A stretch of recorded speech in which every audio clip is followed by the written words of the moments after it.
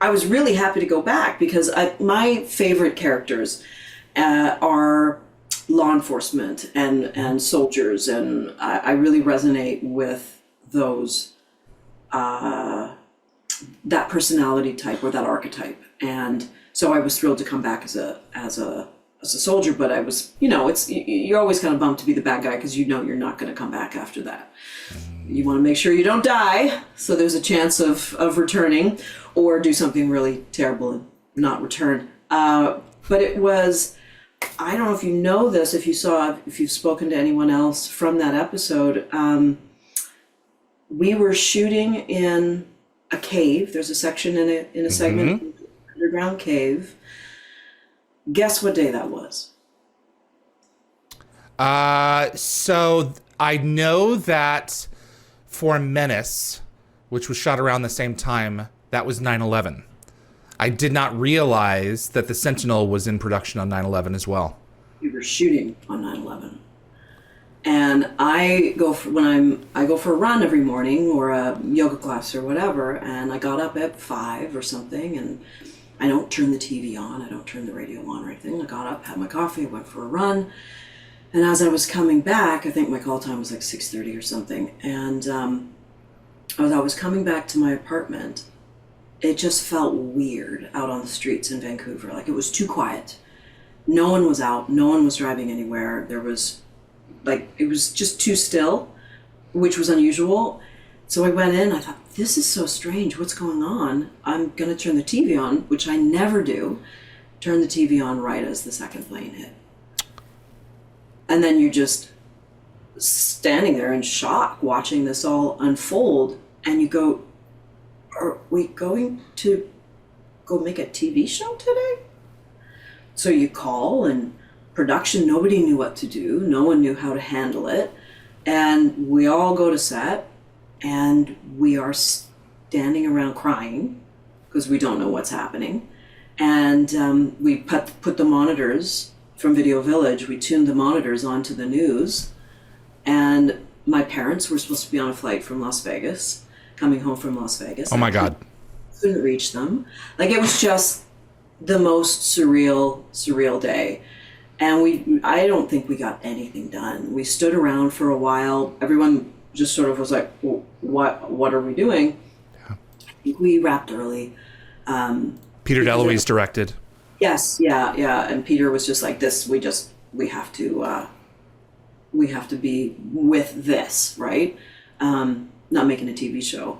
And then we regrouped and ultimately we finished the show, and people had to find out, were there people okay? Because half the show's American, right? 90% of the people on the show are American, and as is Peter. So I had to track down my parents, and everyone was fine. But it was a really weird, surreal day. So I remember being in that cave very clearly and standing around those little monitors. Thank God they're the old TV monitors that you can actually tune, unlike the new digital ones, right? So that's the biggest, sorry to be a bummer, but that is the core memory of that episode, frankly.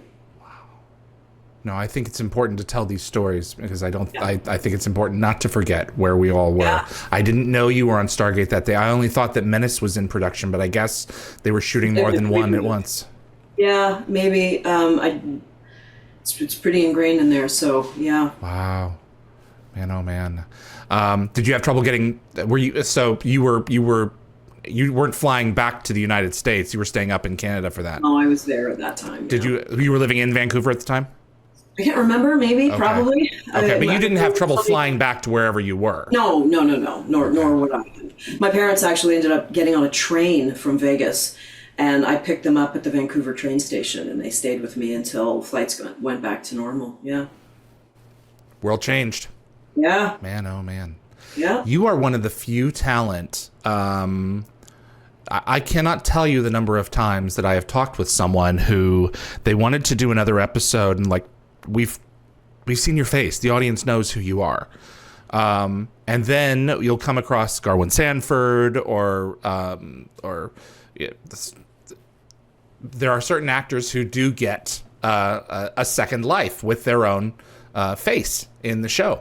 And that was you with Major Teldy in Stargate Atlantis's Whispers in season 5. This is one of my favorite episodes of the show, and it felt like we got to finally see what Lieutenant Kershaw would have become had she not been corrupt.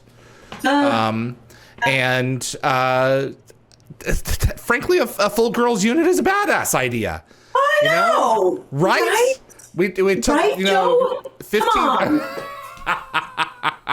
15 seasons to get it, but we did. We got it.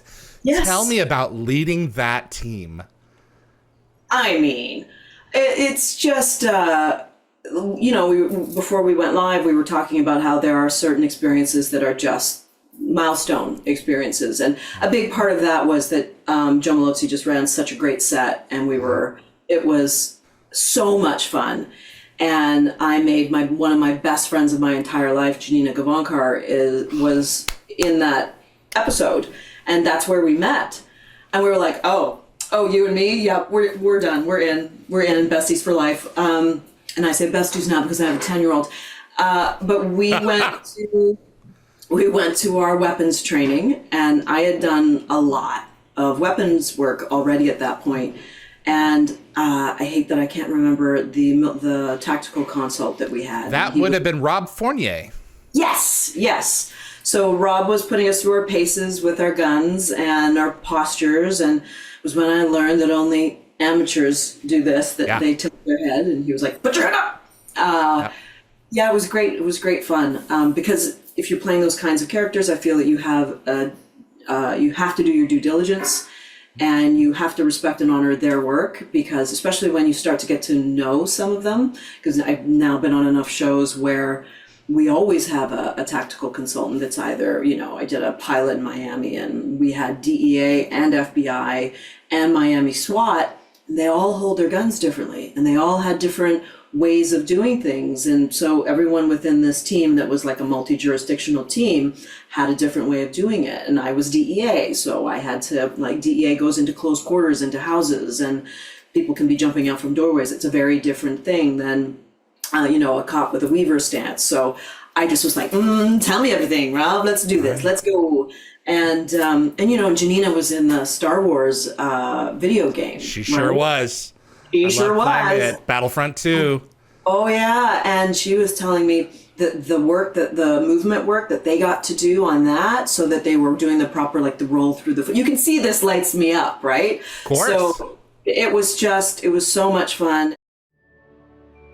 Thanks for watching this clip from Dial the Gate. You can find the full live stream shows on our YouTube channel, or visit dialthegate.com for the complete schedule. See you on the other side.